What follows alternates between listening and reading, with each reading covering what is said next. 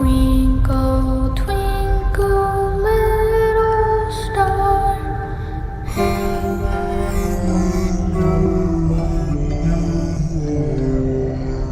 He's alive!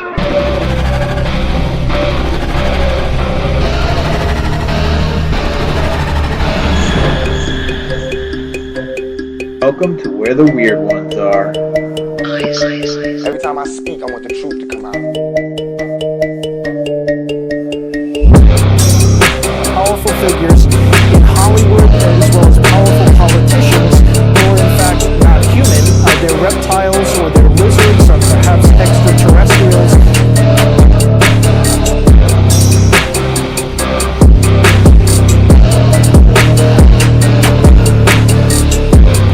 I don't think it is a human. I think it's a Sasquatch.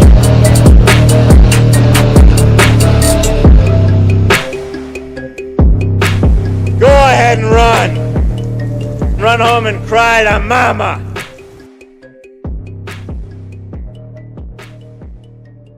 Let's get weird. What's up, you fucking weirdos? Welcome to another episode of Where the Weird Ones Are. My name is Kevin, but you probably already knew that, and if you didn't, now you do. Today's episode is with Tony Rodrigues. He has an amazing, dramatic story about the 20 Impact. He was in a gifted program when he was in school when he was a child. Ended up making an enemy. Enemy says that his dad was Illuminati, and he ends up getting abducted into this 20 and back program. So he lived 20 years working for alien entities and was put back into his 10-year-old body after living for 20 years, which can be pretty traumatic. I can't even imagine like the healing process that this man had to go through. So, but it's a really good story. I really enjoyed talking to him.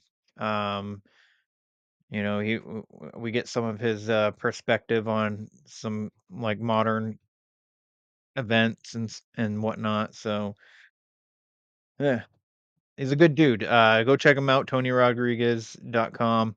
You can get his books and all that. So, um, like him a lot. Good conversation.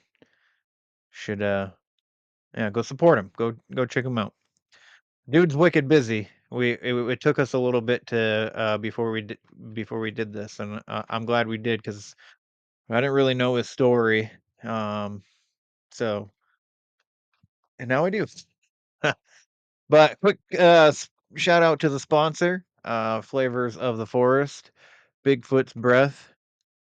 Get yourself some at flavorsforest.com/weird. It is raw garlic dust, super potent, better than anything you're gonna get at any grocery store. I promise you. So yeah, go check them out. You can also follow them at Flavors Forest on Instagram. They also have ginger, they have lion's mane, and a spicy garlic. So get yourself a case. Again, that is flavorsforest.com/weird. Um, quickly coming up, Cryptid Halloween 3 in West Virginia, Ranson, West Virginia to be exact. So it's at the Ranson Civic Center. It's a free event. So if you're in the area, come on down. It's October 26th. So I will be there vending. I will be speaking. It should be a good time. I haven't decided if I want to dress up in like a Halloween costume or anything like that yet, but I'm considering it. I guess I mean, it doesn't really matter, but yeah. So if you're in the area, come on down. I'm gonna have hot sauce. I'll probably bring some of the garlic, t-shirts, and all that shit. So hopefully get some kind of after party going. It should be a good fucking time, mate. Um, Other than that, I think that's about it. Um, so yeah, if you like today's episode, please like, follow, share, subscribe. I would greatly appreciate it. Leave a rating and review. I'd definitely appreciate that shit. And if your podcatcher doesn't allow a review, you can leave a review on the website where the weird ones are, podcast.com. There you can get the hot sauce, the merchandise, and some of the coffee from the brand new coffee company I started. We're importing the beans from South and Central America and then roasting them with an array of flavors. So they're really good. Yeah. So where the weird ones are, podcast.com. That's where you can get all that shit again. And if you end up getting any kind of merch or anything, um, please take a picture with said merch. I would greatly appreciate it, and I put it in the photo gallery. So, other than that, I think that's all I got for news right now. Um, Life is going good. You know, it's it's interesting. So, anywho, I hope you guys have a good day, good night, whatever time you decide to listen to this. Um, Again, Tony has written a few books, so go check them out on his website. You can get them. I believe he said they're on audiobook as well. So yeah, go show him some love if you're interested. Um, Other than that, let's get the fuck into this, shall we? They're coming to get you, Barbara.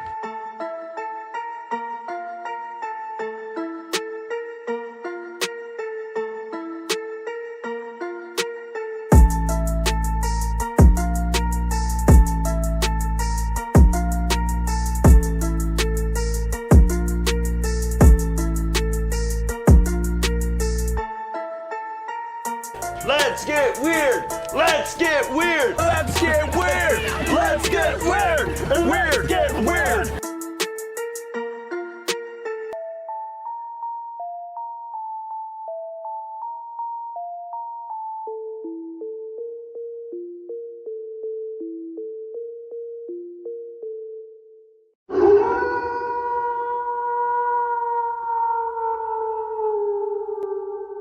What's up, you fucking weirdos? This is Amanda from The Haunted and the Strange, and you're listening to Kevin on Where the Weird Ones Are.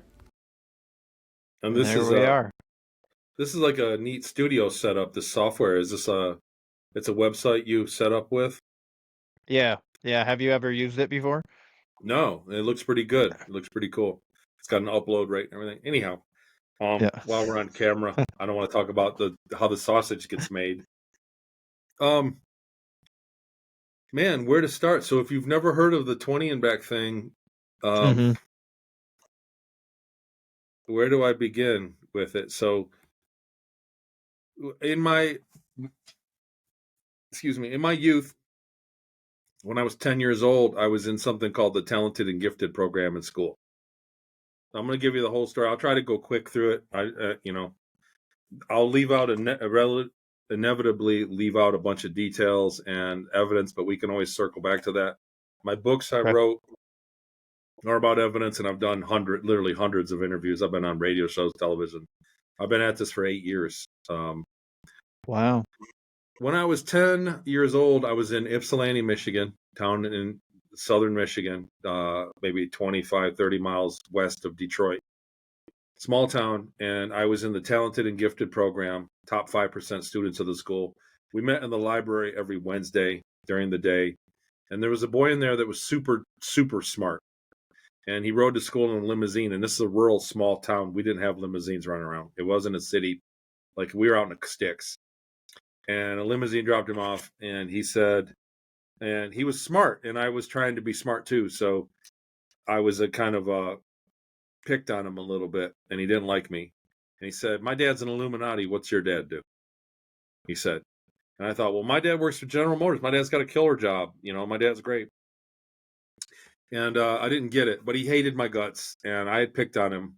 And I told that whole episode's in my book. There's more to it than that. But anyhow, later on that year, in April of that year, right after Easter break, we had 5 days off for Easter, and then we had the science fair. And the kids from the talented and gifted program were the ones that put exhibits in the science fair. So I had a little like a electrical dam that I would exhibit that I was trying to show how power generated. And his dad came in and was the judge for the science fair. Oh, And when I walked by them in the cafeteria that Wednesday morning, Wednesday, April 15th, 16th, 17th, it was the 14th or 15th of April, 1982. I walked by him and he goes, "Dad, that's that boy I told you about." And they started talking about weird shit that I didn't understand. And he goes, "We'll take care of it." And they had a weird conversation about me right in front of me. And I just kept walking. I went back to my class. So that was Wednesday. Thursday night, a UFO appeared over my house, and Greys were in my bedroom, and reptilians, and they picked me up, and I was abducted the same way. Like the phone was ringing, like the light was outside. You look out the window, there was a light shining from the sky. I was on a farm a quarter mile away from everything else. Like my driveway was a quarter mile long to the road. We were far away. There were no lights accidentally shining in my window. And wow. ETs took me. They carried me to the end of my bed, big flash of light, and I woke up sitting. I was naked, sitting on a stainless steel table in a room with a bunch of ETs standing around me, and I was like dazed, and they did something to me. They did like a test. They said they had to wait for a test, and they were talking telepathically, and I was like happy as shit. I thought that I said I knew you guys were real. I knew you guys were real. And I thought in my mind that it was first contact that, that when I went back, I said, first I was scared. I was like, am I in danger? They're like, no. They were like, you're fine. Nothing bad's going to happen to you. We just took you for what we're working on, and you're going to be put back home. You're going to be safe. Don't worry about it. You're going to go home. You're absolutely not in any danger. So I was thinking, this is great. They're going to be on the news tomorrow, and I'm going to be part of it. You know what I mean? Like, that's really what I was thinking at the time. As soon as I got over the fear, when they kind of, it subsided. But they said they had to test me to see if my genetics worked for what they wanted to do. And then when they did, the test came back after minutes. They said, we want to borrow your consciousness for 20 years. And I said, what? No, they was like, you're going to come and work for us. Do you want to do that? You'll live longer than you would have. And it's very valuable. It's very special. You're going to live longer than what you would anyway. And time is the best thing you could pay anybody with, etc., etc. I said, no, I can't be gone from my mom and my dad. They'll be grown-ups by then. I'll miss their life. They're like, no. If we have time travel, you're just going to wake up tomorrow. You won't be gone for a minute. And they took a long time and explained all that to me. And I finally agreed. And they put me back on a table. They covered me with a sheet that vacuumed to the table. They stuck something in my eye. They tested me for my dominant eye. They stuck a needle there, and it felt like you're a dude. If you've ever been clocked, somebody hit you really hard, and you saw stars. You know what I'm saying? Yes. Like I saw stars, exactly. And it was exactly like getting punched. And I woke up with no memory of who I was in Southern California, in a place called Inyo, California, in a room with a bunch of other kids like me around the corner, and a doctor testing me. And I went through a program that I found evidence for. So again, right? So we're already in the deep end. So anybody listening to this, and you too, you don't know, you're going, what the? So we're already in the deep end of this. But the thing is, I found the place in Inyokern that I woke up. I went there. I went back there since then. And I was in Inyokern out there. I went through a brutal, like a trauma-based mind control. And then it turned out it was remote viewing and psychoenergetics research funded by the, I don't know exactly who funded it, but basically by the Army INSCOM was funding it. I found the paperwork of the program. I forgot all the paperwork from it. Like I went back there and found it. I was there for 9 months, and then shipped me to Seattle, where I was privately owned by a guy, and they were practicing Satanists, like satanic ritual abuse. Like literally, I witnessed it. And like then as a child or as an adult? As a child, I was 10 years old. This is the same time. This is like, okay. I was abducted in April of 82. In December of 82, I was at that house in Seattle. The timeline works. I've sorted a lot of it out. I was there for a couple weeks. They did their so. What happened at the end of that program? That was an Army INSCOM and CIA, FBI, Special Forces. The McDonnell Douglas was involved. I found all the receipts for the funding. At the end of that training, they would hook us kids up to IV bags. We'd get an IV, you know what you mean, like in the hospital, and they gave Yeah. us a drug intravenously, and we would lose consciousness. And while we were under, they could ask us questions, and we were channeling the answers. They could ask us what was going to happen in the future, what was going on elsewhere. We were doing remote viewing, like while we were under, they were getting accurate information. So after Seattle, so we went there. He sat through that, and then they did that. He had 3 of us kids there in Seattle. Then they shipped me off to a place called Puerto Tawantinsuyo, Peru, like private plane, propeller-driven plane, but it was his private plane. We flew to Dallas, stayed the night, then we flew to Colombia, then we flew to Peru. A small town in the jungle, and they were getting in the river town in the Madre de Dios region of Peru, and they were shipping cocaine up the river and letting it accumulate. So boats would come and bring cocaine paste, not cocaine, but the paste, the busco, they call it, the garbage. And when they had a plane load of it once a month, we would get on a plane and fly it from there to Santa Marta, Colombia. And they would put me under. He'd give me an IV. And when we got over the state of Acre, right before we entered Colombia, because Colombia had the war on drugs, it was illegal or whatever, it was more likely they'd get in trouble. So they'd give me that drug and I'd go under, and I was telling them if the police were up there or if the weather was bad, whatever, I was a security system for the drug running. And I did that for 2 years, so 83 and 84. Then I lost the ability right around puberty, coming up on 13 years old. And he shipped me back to Seattle, and we were there, and I stayed there for 2 years till 86, and then 86, 87.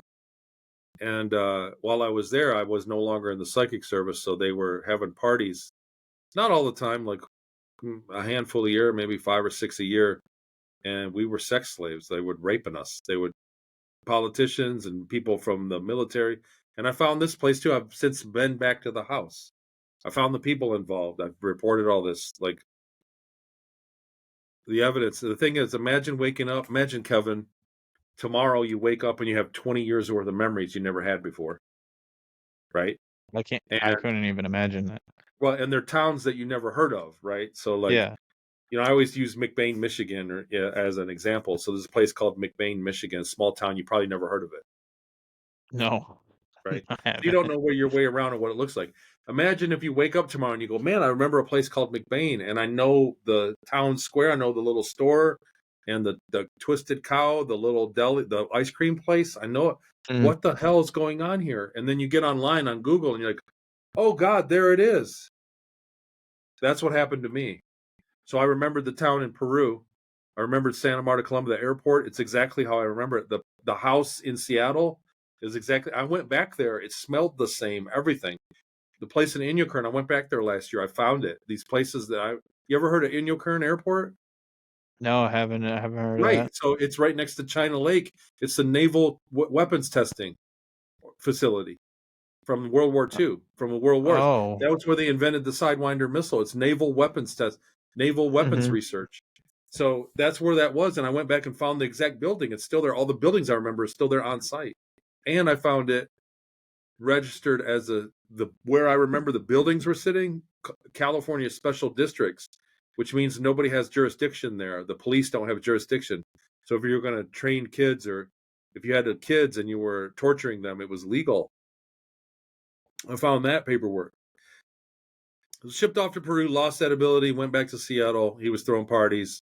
That place is real. Those parties are real. I found clippings in the local newspaper from the time, from 85, 86. I don't tell the people publicly because they're still alive, they're still powerful, and they can still hurt me. So I don't say it on shows. But here's the interesting part. At the end of that, when I served my purpose, they said, if you don't behave, you're going to be sold to the military. And that's what happened to me. And she drove me to a local store, like a box store, a shopping center. And behind it, where the garbage cans were, 2 guys were in a van. They picked me up, threw me in, they gave me a shot, and I woke up on a spaceship going to the moon. So that's what I remember. The Wow. base on the backside of the moon. And I was sold into the infrastructure that's throughout the solar system. There's colonies in our solar system. There's military base on the back of the moon working with ETs and military people. There's a giant base. There are Greys there. There are Nordics there. There are reptilians walking around. And this was in 86, 87. And So all they of trained these. us. They trained me to be a. Sorry, I didn't mean to cut you off.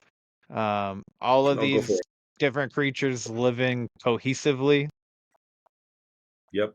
And going home at the end of the day to their planet. So the guys Oh, that were wow. there working, the reptiles that were working there, he told me there was a short reptilian. He was from a heavy gravity planet, so he was super strong. He was the security guard. So when they were walking me around and doing operations on me and stuff, he was there to kick my ass if I, you know what I mean, tried to run. And he was Yeah. super strong. And he was like in the equivalent of, you know, his mid-20s. He was younger. And he said he had a wife and kids back at his planet. He went home every day to his planet. He just teleported there to his planet and said that they had just joined. Like, he was telling me his life was really matter of fact. He was making fun of, he had seen Bruce Lee movies. He did a Bruce Lee impersonation. Like, it was just like, you know what I'm saying? Like, it wasn't alien. It was like normal, but Star Trek-ish. Anyhow, I got trained to be a support soldier, not a super soldier. Just get rid of that word. And they had soldiers that were very adaptive, very well equipped, but we were trained to just be support soldiers. It was fight or flight training, you know, like, so you wouldn't run in the event of certain doom, you wouldn't run from it. It was like mind control. Like, that's what the training was, really. And then I flew on a ship to Mars and got to Mars. There's an underground city on Mars. They flew me to a forward base. And there were large insectoids that are local in Mars that they were fighting against. And so that's what we were there. We did missions. We took losses. They said the insectoids adapted to the program faster than we were supposed to, and they canceled it. So I had like 6 weeks where we did nothing me and like 12 other guys or 11 other guys, about a dozen of us. We just sat there and did nothing. And then they flew us, and a smaller ship came and got us and flew us to a big city that's inside underground on Mars. It's a giant city. And there were ETs there, and I got retrained. They put me through aptitude tests, and I got trained to be ship maintenance. And they sold me. They literally, the words were, they sold me to the Ceres Colony Corporation. Sorry, I don't have anything to drink. I usually slam something. Wow. The Ceres Colony Corporation is a small planetoid in between Mars and the asteroid belt. And it's like a little microgravity, 500-mile wide dwarf planet. And inside it were German people, Deutsch Germans, that were like a breakaway from the Germany in World War II. They're not Nazis, but they were like from that era in time. They got space flight and they moved there. And they were two other species of ETs living in there, tall human-looking ones, and then tall ones that were not human, that were, I'd like to say, close to humans, but like ugly. And they're like 9 feet tall. And they were living there, and there were businesses. There was like 250,000 people living inside Ceres at the time. So this is where I've lost a lot of the people in the audience, and they go, man, this guy's crazy. But just hear me out.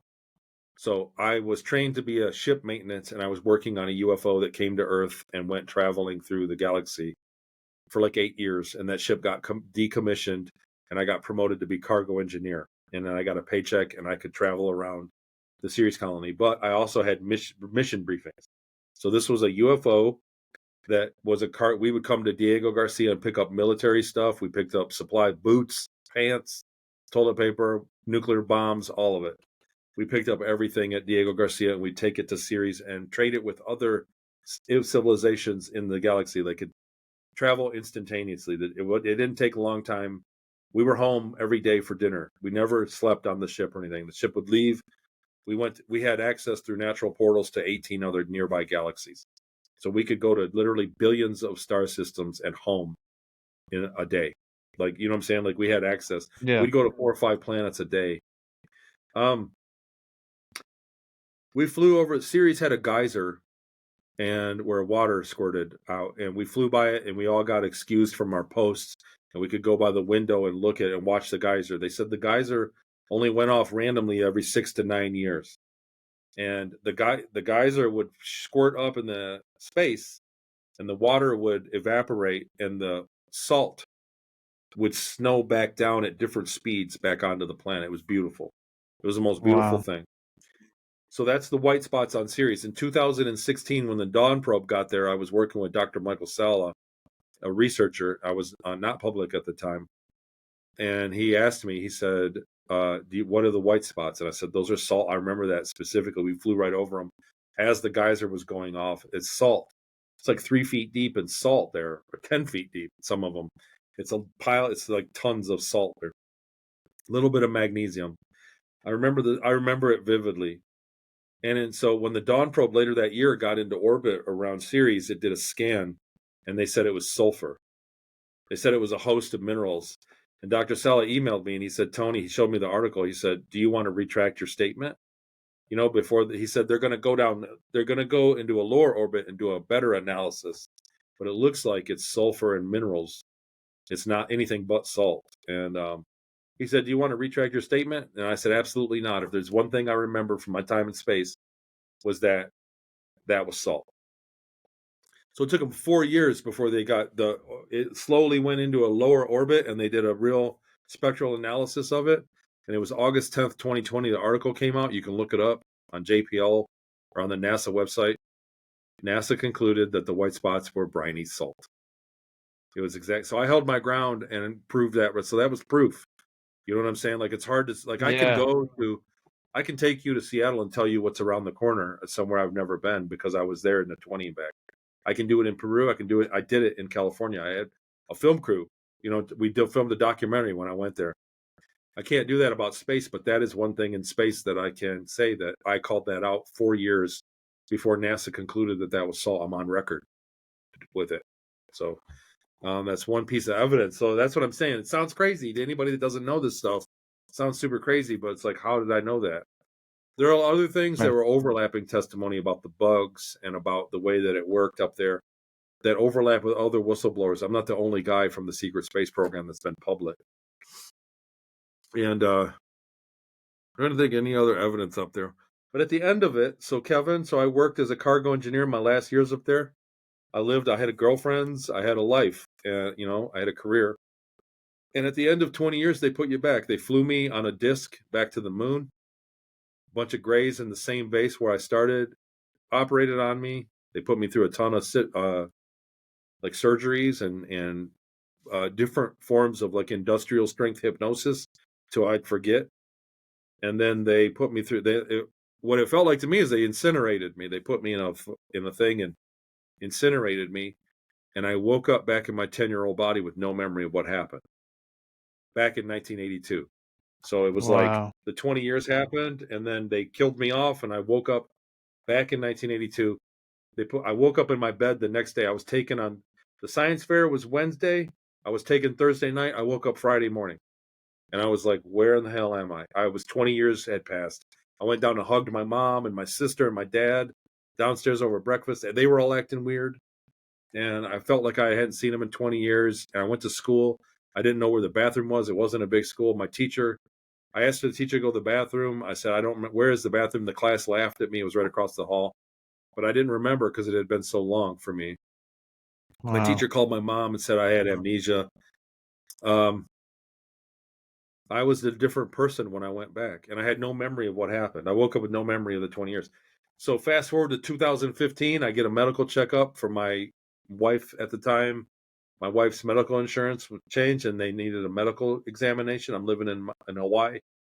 And I told the doc I'm getting headaches. I was working on a computer screen a lot back then. And I told the doc I'm getting headaches. She goes, let's get you an MRI and get you checked out just while you're here. So I got an MRI scan of my head. 10 days later, all the memories came back. Boom, they hit me at once. The whole 20 years. And like I sat there going, what the hell just happened? Big chunks of memories, years at a time. And I went, oh my God. Man. And so that was like in one day. And so I was like freaked out. I didn't tell anybody. And the next morning at work, when I started work, I got on the computer and I looked at Google and I was like, found it. I found the house in Seattle. I found the town. I went, oh my God, these are real. The town in Peru. I was like, holy shit. And so I was freaking out and told my wife. It took me 3 days to explain that she didn't believe in aliens. I started writing it down. I was thinking about getting counseling. I was messed up in the head from it. And I started Can working with imagine. Dr. Stella and like a couple of the researchers. A guy named Rob Potter came out and met me to make sure I wasn't crazy. He came to Maui and we had lunch.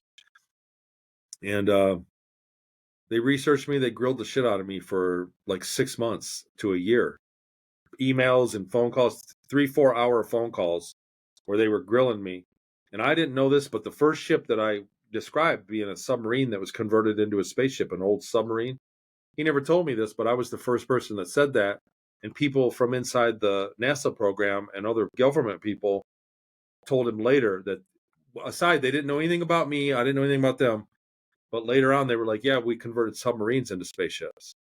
So that was why I kept working with him. You know what I mean? Like that was one of the first Mhm. validations that I had. I didn't know. He never admitted it to me ever. I found out. I read it in his book. It wasn't until his book came out like 5 years later. But he worked with me, and then I did my first interview in 2016, and people reached out to me, and I've been going since. I've been on Gaia. I've been on TV shows out west. I've been on radio stations.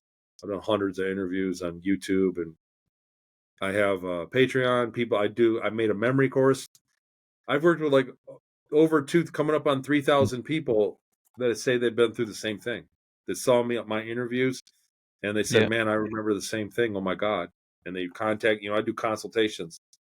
I had so many people. I had to raise the price. I had to charge, and then so many people. I don't have the time for it, so I raised it up to like $300. I don't, and I'm not after the money. I'm not selling you a consultation. I'm just saying that that's how many people identify with this phenomenon, that they feel like they've been through the same exact thing. And there's a lot of common denominators. I can tell if somebody's real. So I do that, and then in the remote viewing from what I remembered in Inyokern and what started a remote influencing group on my Patreon, Talks with Tony, and Mhm. I teach remote viewing now on Sundays, and I have a class. So it's a membership. You can come and sign up, and I teach people how to. It's amazing, and it's working. Wow. It works. Wow. So I that, in did. a nutshell, Kevin, is why I'm here. That's been an insane story. You know, I've heard similar, kind of, sort of similar stories.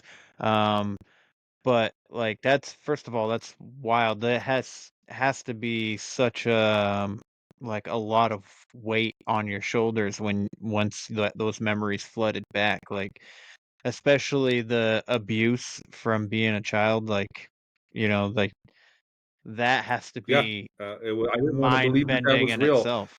Yeah. Yeah, like the book is really graphic. The first series, Colony Cavalier, it's up here somewhere. Um, series Colony Cavalier is, where's my own book? It's over there. Shoot, there it is. I've set my thing on it. It's pretty graphic. It's not an easy. It's a fast. People can read it. It's Jackie Kenner, my editor, did a great job. But it's not an easy read. It tells about, I was tortured many times, and I went into detail about it. I skipped past a lot. Believe me, I left a lot out in our just telling you guys the gist of it. Hmm. Then the second book was like the spiritual end of it. Like there were near death experiences, and while they were putting me out with those drugs in Peru, I had out of body experiences. And so Project Star Maker is based on that. What that's like, the spiritual end of it, because I didn't want to put it in Series Colony and make it confusing. So Project Star Maker is meant to be confusing. And then my latest book is, after I went back to Inyokern last year in 23, I went back to Inyokern, and the first time I went to Seattle, I went by myself, and I thought, if I had a film crew, there's a lot of evidence here. And so I went to Inyokern, and I took my buddy Tyler from Journey to the Truth podcast, came and filmed it. And he was my witness that I knew my way around. But after that, when I went back, I found a lot of evidence, and that's what I wrote my latest book. So I have this one handy. Latest book, Beyond Sight. And there's a lot of, let me find one. There's a lot of pages in here that are declassified CIA documents. Oh. You know, like these are documents that I got on the CIA declassified library from the program, and like the receipts of the funding.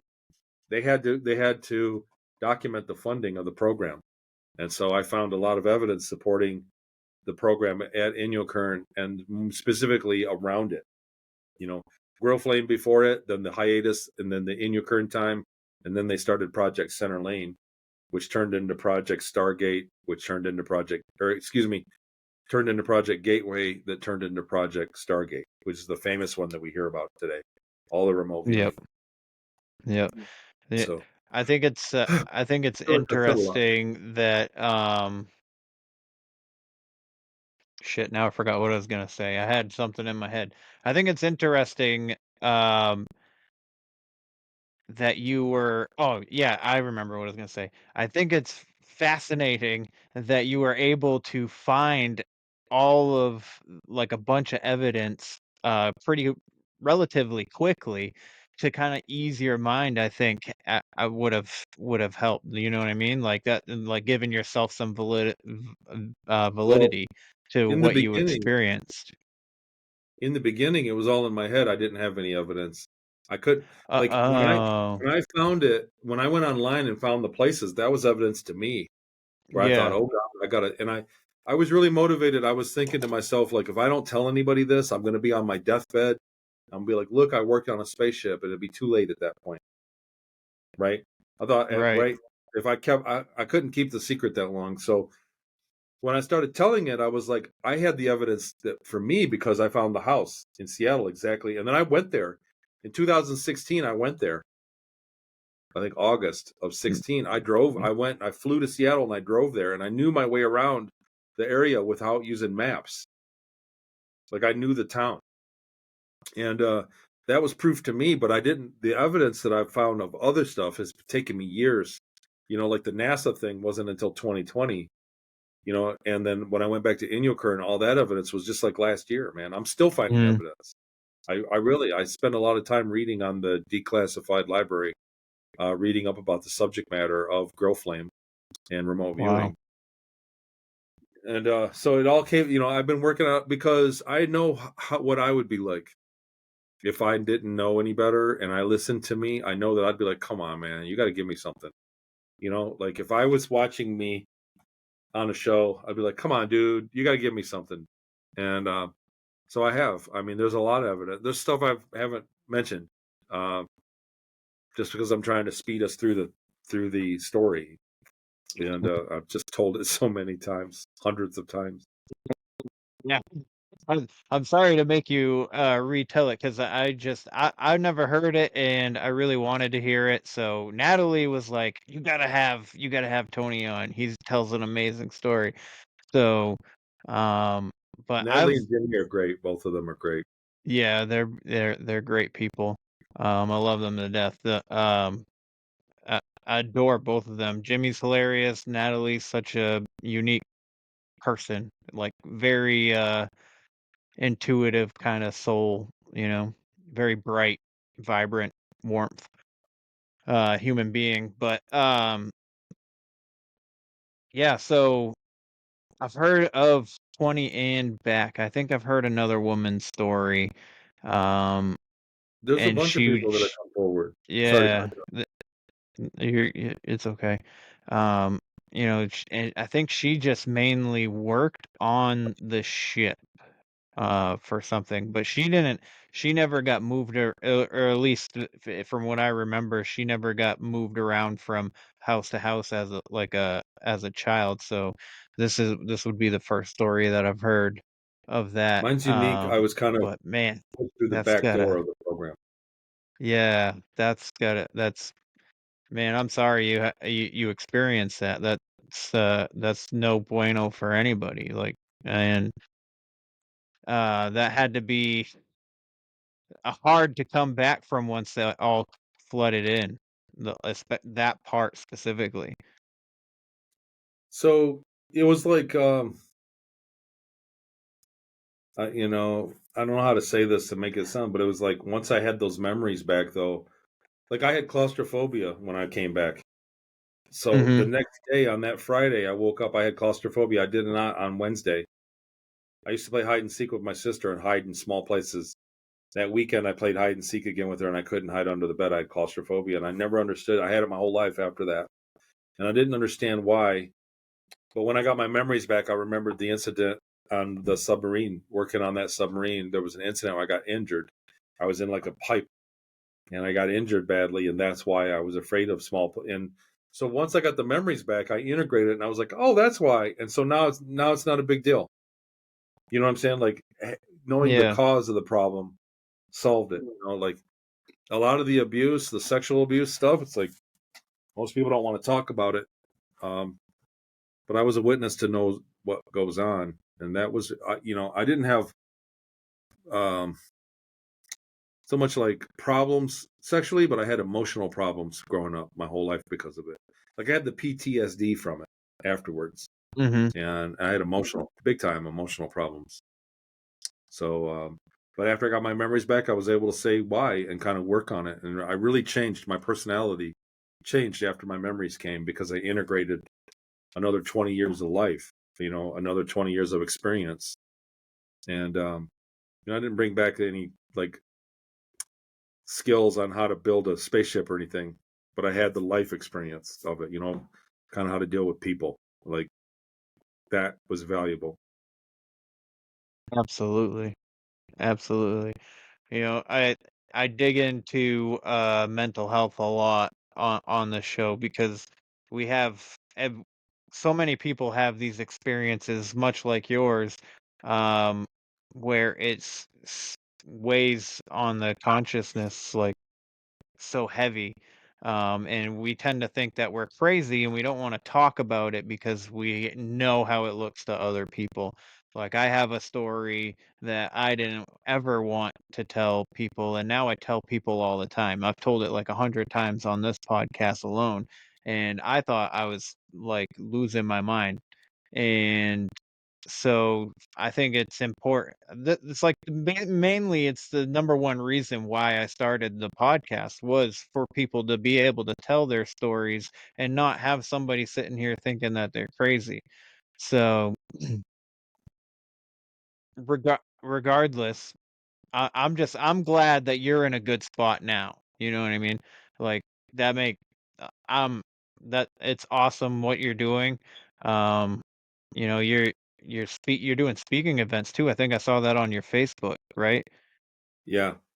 I've did a bunch this year. I'm actually hosting one in 2 weeks called Odyssey Sedona. It's here in Sedona, and it's about remote viewing. So it's really a good thing. So what came out of it was a knowledge of the advanced stuff that they were doing. Yep. And then remote viewing is taken off. It's like super fun to do. And I teach it. And so I'm having a 2-day conference in Sedona on the 19th of October. Like I said, it's called Odyssey Sedona. You can get to it from my website. But we got people from Farsight coming. We got people that are really talented at meditating, group meditations. So meditating is kind of like the beginning of remote viewing. You meditate, clear your mind, and then you can do the protocol and access the data. And so, but we've got speakers that are like world-class remote viewers that are going to be talking about it. And anyhow, so it's like been 8 years. I started out, I think, I went public in 2016, and then I went on Gaia Network in 17. And then months later, I was asked, and I went to Australia and did a talk. And then it was like not much, maybe 1 a year after that, but then it was like 2 a year, and then 3 a year, and now it's like 10 this year, speaking engagements. And so Wow. the information is proliferating. And the idea is that we tell people about this, that ETs are real. They work with our government. They have amazing technology, life extension technology. The government's kept it secret so they can do stupid stuff like they did to me. And there's going to be a disclosure that we're working on it. So we had a real historical event over the last week at the last conference I was at, called the Galactic Spiritual Informers Connection, GSIC for short. And one of the speakers called out that there were going to be craft flying over, and there were. And we videotaped it, and we saw craft from the Galactic Federation of Worlds and from the United States, the Triangle craft, the TR-3B one. It flew right over. I watched it go. It was crazy. and it was silent and fast and low altitude, so we could see it well. So they are going to disclose, man. We are getting disclosure. We're going to get the public admission that the governments are way more advanced than what they let us on to believe, and that we're working with ETs that are super advanced. So that's checks in the mail. Yeah, I mean, I would say, I mean, they already did what was it in 2022 where they did the soft disclosure there, where they were like, oh yes, you know, we have alien crafts and beings or whatever. But And the UAP films, the films of the UAPs. yes, So yeah, they disclosed yeah, that too recently. yeah, and then it's interesting too. The other day we just had 2 moons, Yeah, there's and like a rock up there. I haven't been following it. They call it a moon, but it's a rock. I don't know how big yeah, it is. it's I haven't not been very following big. it. I think it's like, yeah, it's a sales pitch. They call it a 2 moons. It's like, yeah, Yeah. but it's a rock. It's not a moon. That's no moon. So, I think they do it. They call it 2 moons like that so that people will click it, I got But you. there's a lot of stuff going on. There's people that say that rock is actually some kind of craft. There's a lot of hubbub about it. What's important is that people are talking about space more often. And Mm-hmm. like I said, it's going to be within our lives in the next few years, if not this year. We're going to get disclosure. We're going to get them admitting that there's ETs that they're working with. Not just, hey, there's ETs way out there on this other star system. We can see it. And look, life is real out there. They're not going to do that. We're going to have ETs like on television. And Yeah. we're going to get a fast, it's going to turn into Star Trek fast. In your opinion, would you say they're here to help, or are they here for like destruction? Well, they would have killed us already. If they were going to destroy us, they would have done it already. Okay. You know what I mean? There's no need to let us get cable television if they were out to kill us, right? So, I don't think it's going to be that. I think that they're getting ready to move in and live among us. I think that's what a lot of the social upheaval is. So, like, dude, I don't want to have a political statement. And I don't want you to look at me and say that I'm one or the other, because it's crazy what's going on.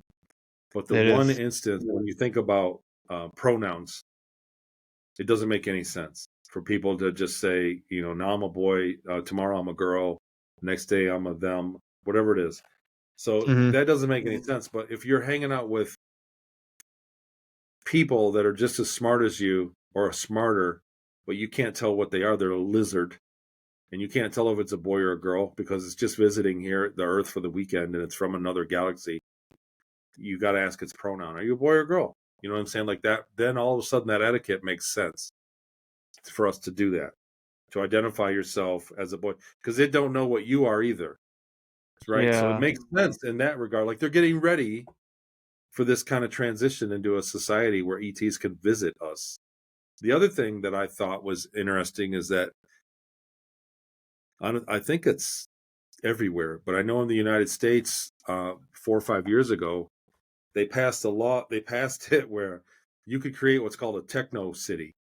You could pay the local state where it's in like $50 million and get your license, and you could set up a city, and it would suspend the Constitution. So to test, and then people would have to volunteer to enter your city, and you could test advanced technology. So like the Neuralink or God knows what else. And this is legal.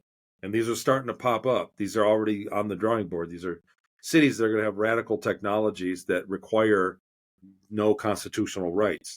So this is legal. It's in the United States. It was prior. Dr. Sala had it in one of his books, but this is real. Techno cities. But now you think about it like this: they disclose, and then the ETs can come down here and set up their own city. They pay the $50 million, and it's Martians, or it's a Greys or reptiles, some species that comes down Yeah. here, and they just say, we Yeah. want to start a city here. And when you're in our city, you're in our place legally. And when you leave the city, you're back in the United States. And that's perfectly legal. The laws have been written as such, as just in the last few years. So that makes sense. They're getting ready for us to join the Star Trek world. You know what I mean? Like, that's really what's going on. Like, the technology is more advanced than Star Trek. And Do you whatever, think that's man. why? Do you think that's why they talk about having like a depopulation Yeah, agenda, so to make absolutely. room for the other races that want to come here? That's right. For one, Yeah, and for that's what I was two, they're getting rid of thinking. a pie slice of people. You know what I'm saying? They're like, again, dude, you're talking like, I don't want to say this stuff, but I'll say it. Like, I don't want to get a statement or say anything that's going to cause flack or like piss anybody off. But they're kind of getting rid of the dummies first, like people that fell Mm, for it. You know what I'm yep. saying? Like, they're like, Yes. here, do you want to take? They're like, hey, take this poison. A lot of people are like, okay, and they're dropping like flies now. So there, that's all I'm going to say about that. So they're killing Yep. the dummies first.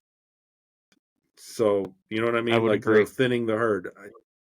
They're also making the kids more homosexual. Nothing against homosexuality or people, right? Mm-hmm. Zero. But I'm saying when the institution is pushing it, it's because they're lowering the populace. The odds of you having kids are slimmer if you're in a bisexual identity or a homosexual identity. Okay. So Yep. there's nothing wrong with that. If that's whatever makes you happy, go and be happy.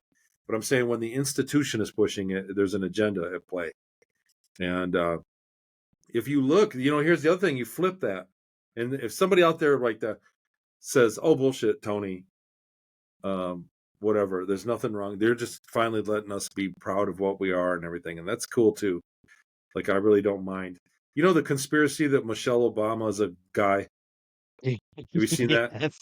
Yes, I have. You know what's hilarious about that is I'm thinking, who cares? Really? If the R- president was bisexual, whatever the sexuality is of that, and his partner was a transsexual, I don't care. I just care about the job they do. Nobody cares about any of that stuff. You know what I mean? Like, big deal. Mhm. It's a moot point. I could care less who the president's sleeping with, really. But here's the thing: now roll the clock backwards. Now, if you don't think that the government is changing populace by influencing culture, pop culture, schools, all of it. So the school curriculum is written by the Department of Defense. And that's public knowledge. But if you go back into look at the population booms in the United States, the census data is clear. We had a population boom in the 50s. Okay. So all Yep. of a sudden in the 50s, we had the baby boom and all these kids were born. And it would seem like a different world. You talk to your parents, it was like they didn't even have birth control and they were like reckless, sleeping with each other back then. All these kids were born. Guess what happened? So those kids were born in the 50s. 20 years later, when they were of age to be soldiers, what happened? Vietnam. Mhm. 20 years after the baby boom, we had Vietnam. The next population spike, when you look at the data for the last 100 years, after the 50s, was in the 80s. In the early 80s was almost as big as the baby boom. What happened 20 years Yep. after 1980? 9/11. 9/11. Yep. So they knew. They're planning these out, and they crank up soldiers. They control the populace. They can add shit to the water, the food, the media. So also back, because I noticed it from back in the 80s, the television was like, pardon my language, but if you put on television, it was people in space, it was tits and ass and spandex. It's sex in all the commercials, all the shows were people being beautiful and making out everywhere. So now they're Mhm. pulling now they want the population. It's clear they're curving it because the school and the media and everything is against heterosexual relationship. The nuclear family is not the model, right? Mhm. But on top of that, let's say, on top of that, the commercials and the media is not sexual anymore. The movies and the television is not. There's no sex. It's violence. It's seriously. When you put on television right now, you don't see people that are dressed sexy trying to hook up.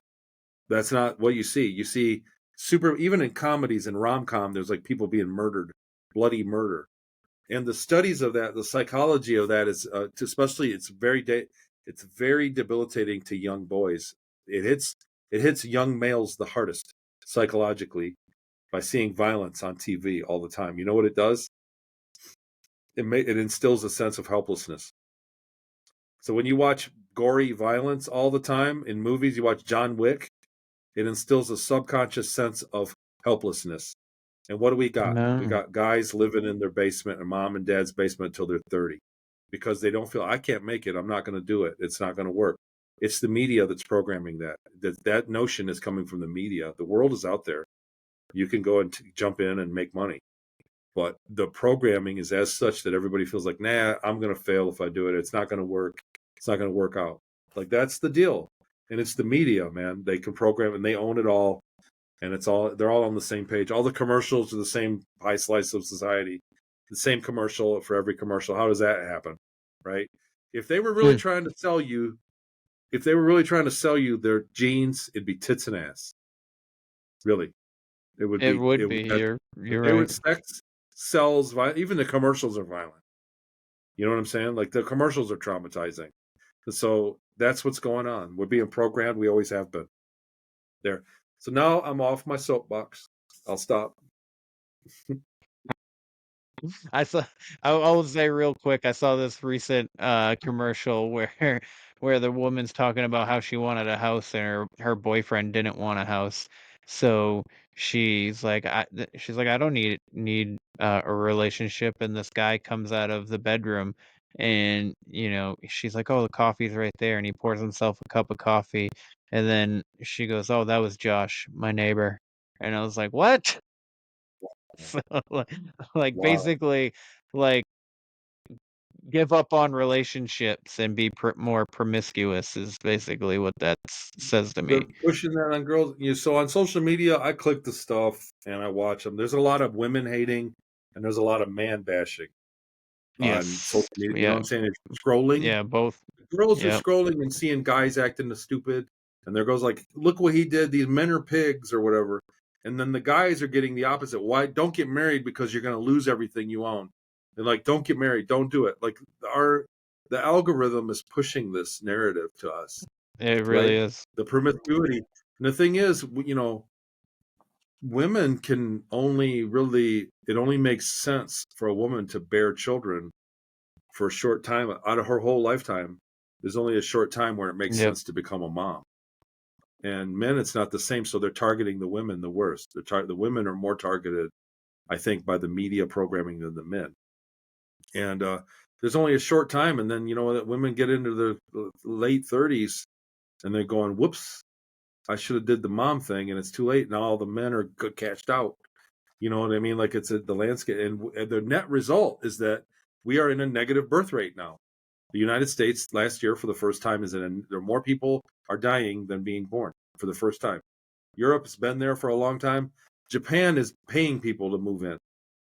And the compensation is they're letting the borders people come across the borders. Like, they are making room for the ETs to come down here. That's my boom. That's the punchline to that joke. So, because we can talk about how stupid the government is all night long. We can do that all night.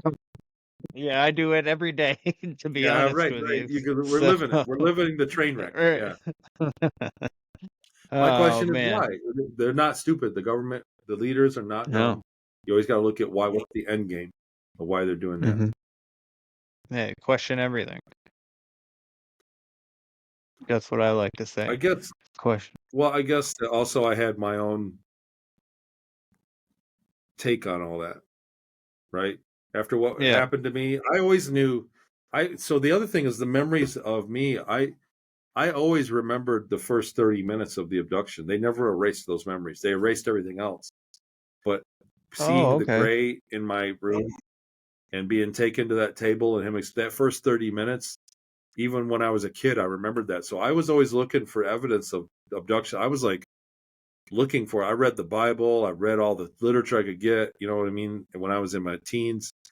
And I was always looking for a version of the world that made sense that it would explain logically what happened to me that night.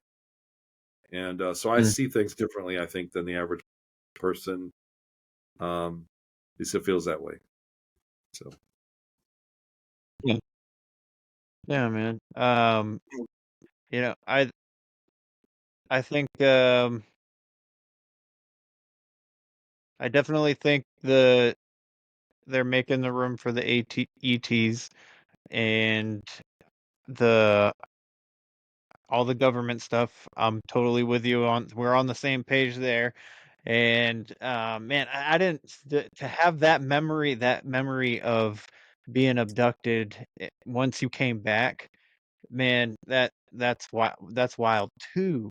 So you spent a lot of your life searching for this stuff, and then to have all that come back to you, and you in just my 40s, and then it starts clicking. Oh man, that's exactly. wild. So were you like into like ET movies and stuff like that? Were you Of fascinated course, by I've a always lot been of into sci-fi. Like, Oh, okay.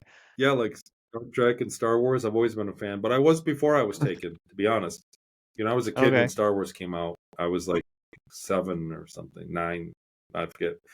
But also in my teens and my late teens and my early 20s, we were drinking underage, of course. And, back Yes. then I lived in a farm community. But in my 20s, I would be that kid that got drunk and said, I was abducted by aliens. And I'd get made fun of back then for that. But after I had a few drinks in me, I would always say, look, I was abducted by aliens. I maintained it my whole life. You know what I mean? Like I told people about it. So it wasn't, it didn't go over well with people I told. It I'm never sure. really went over well. They just look at you like you're crazy. And, Uh, but that was me, man. That was my whole life. I knew it and I maintained it the whole time. I stuck to my guns no. about it. Good. That's good. That says a lot about your character, I think, too. Well, I was super confused. Like I wanted it to make sense, and it just never did until the Mhm. big memory event happened. Yeah. Yeah. Well, in that, I'll tell you the story that I have real quick before we get wrap up here. Um so I was 10 years old. I used to wear glasses, and my sister and I used to pretend that we were hunting aliens or monsters out in the woods. And it had just snowed very lightly. So we found squirrel tracks in the woods, and we're like, "Oh, it's an alien!" And we're following the tracks.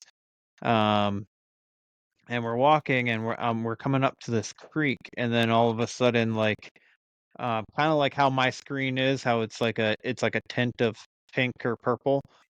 My eyes got that tint, but it was blue, like a blue tint. And then, like about 10 to 15-ish feet in front of me on the other side of this little creek was this little village of mushroom people.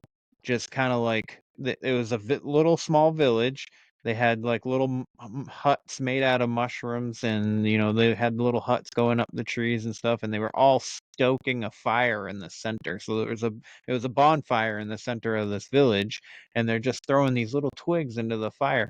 And they were only like 3 inches tall. They were actual mushrooms just moving around like people. They didn't look like, Toad from Mario or anything like that. They looked like mushrooms with arms.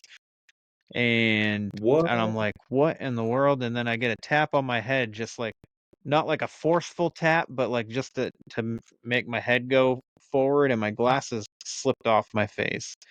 And I turned my head, and there was a mushroom on my shoulder, and telepathically he said, "You don't need those." And I'm like, "My glasses?" And he goes, "Yes." And then right as he said yes, at the like a flip of the switch, my sister's standing there, and she's like, "Are you all right?" And I was like, I lost my glasses." So she comes over to try and help me find my glasses, and then she steps on them and breaks them, and then, panicked, because I'm sure I was probably going to tell her about what I just saw, but because my glasses were broken, my mind shifted from that to I gotta go to my mom and tell her that my glasses are broken. So my mom says, she was pissed, obviously, but she was like, I'm not gonna have you. I'm not gonna go get you a new pair of glasses. You have an appointment coming up within the next couple of weeks. If your prescription changed, I don't want to be buying two pairs of glasses back to back. So, so I went like maybe 3 weeks without glasses. We go to the appointment, get my eyes tested, and the doctor's kind of just like reviewing stuff, and he just kind of like turns around and looks at me, and he goes, "You don't need glasses." And we all just my mom's like, "What?" I was like, "What do you mean?" He's like, "Well," he goes, "maybe wear them for like reading, writing, and watching TV." He goes, "But your vision's 20/20." Wow. Wow. So, and ever since then, I haven't wore glasses. Where And I was don't that at? know this Have you right did you here go in Maine. did you go back to where the mushrooms were? I've been there several times afterwards. Yeah. And they weren't there. It wasn't nothing there. Nope. Nope. It Wow, like was an extra one. dimensional visit. You know Yeah. what I mean? I Like you were wonder. visited by another dimension. Yeah. And it's all Hmm. sometimes I wonder like what the purpose was, like why me first of all, you know? And it's and I'm sure you ask yourself this same question, but well, actually I think maybe the kid that you're picking on kind of set you up to for that. Um Well, but like yeah, I mean, I can beat myself up till I'm blue in the face, right? right. With why, it's kind of like, what do I do with it? I'll tell you what, and a lot of the people that have had trauma happen to them, like people reach out to me, they feel, especially when they read the book. The book is brutal. Mm, Um, they reach out, and I think the biggest thing is to not become what traumatized you. I think that's the big. absolutely. I think that's the takeaway from it all. And so many people are traumatized. So many people get beat up when they're a kid that they beat their kids. And so that's what I mean. Like you have to not become the monster. And I don't know. That's just been the takeaway for me. That's what I've been proud of that I did. Yeah. Yeah, man, So, I agree 110%. Um but that but whole mushroom episode is amazing. I'd love to kind of dive into that and research. I'd love to research that. You know what I mean? Go back to that yeah, I spot have with a trimeter and see if it's got signals or anything like that. yeah, I would love That's to. amazing. I just don't know, like I've never heard anybody else having a story like that or anything. The closest I've gotten was a gentleman that I met at a convention. He said that a woman came up to him and said that the mushroom people gave her the vision and that she knows that he is okay or he's gonna be all right, and then walked away and he's like, "What the hell was that?" So that's like the closest thing.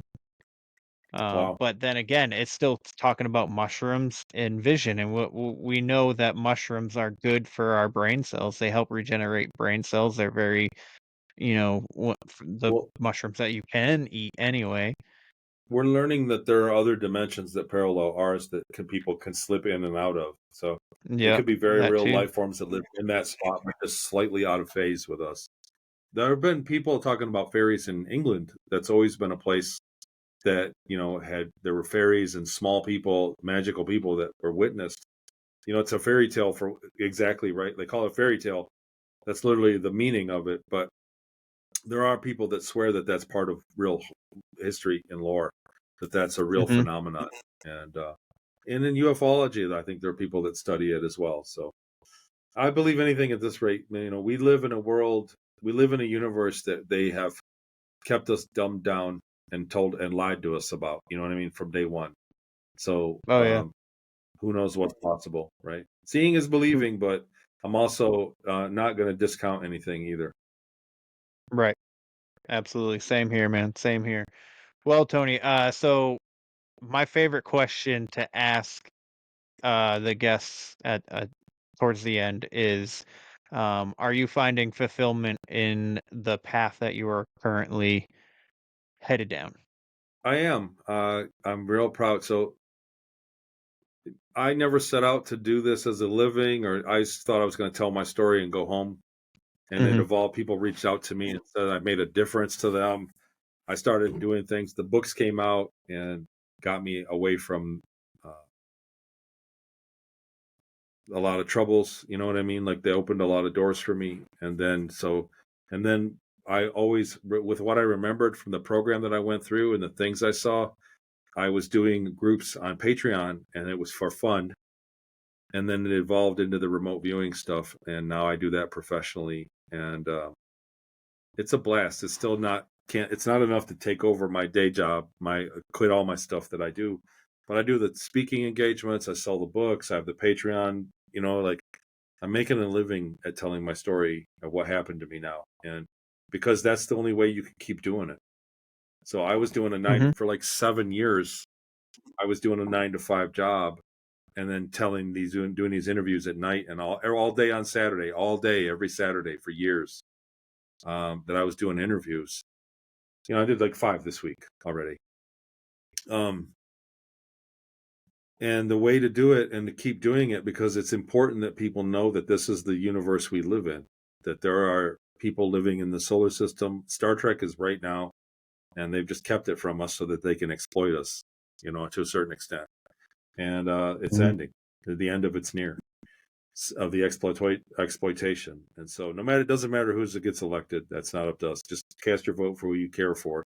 But nothing's going to stop us from getting disclosure and joining our brothers and sisters that live in space. So there are humans just like us up there. And that's real. And so I've always been passionate about telling that story. Anybody that asks me, I'll tell them.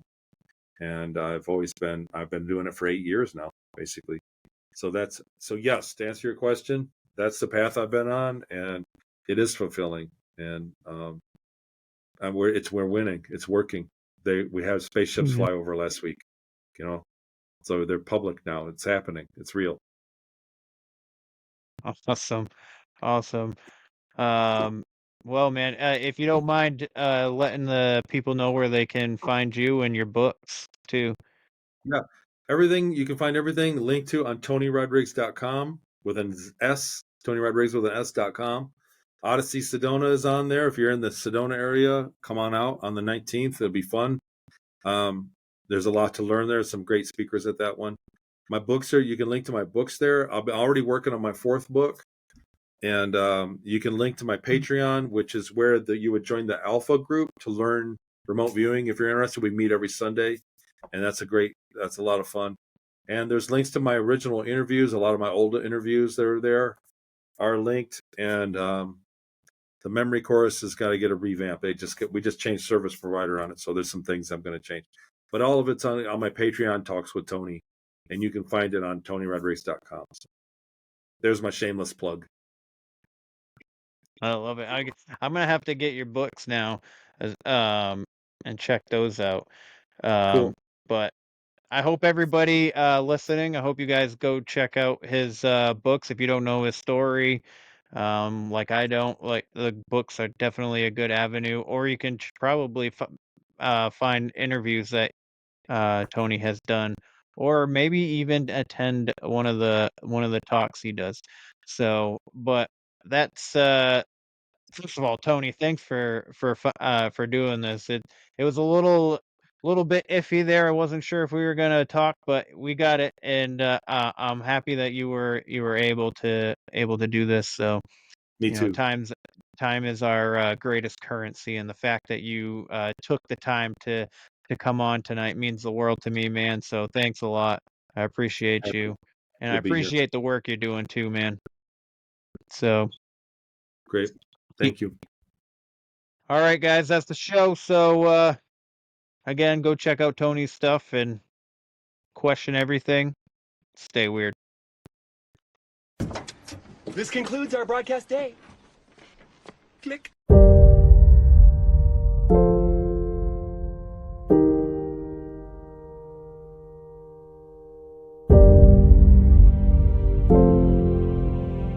Because in the end, none of us have very long on this earth. Life is fleeting. And if you're ever distressed, cast your eyes to the summer sky, when the stars are strung across the velvety night, and when a shooting star streaks through the blackness, turning night into day. Make a wish.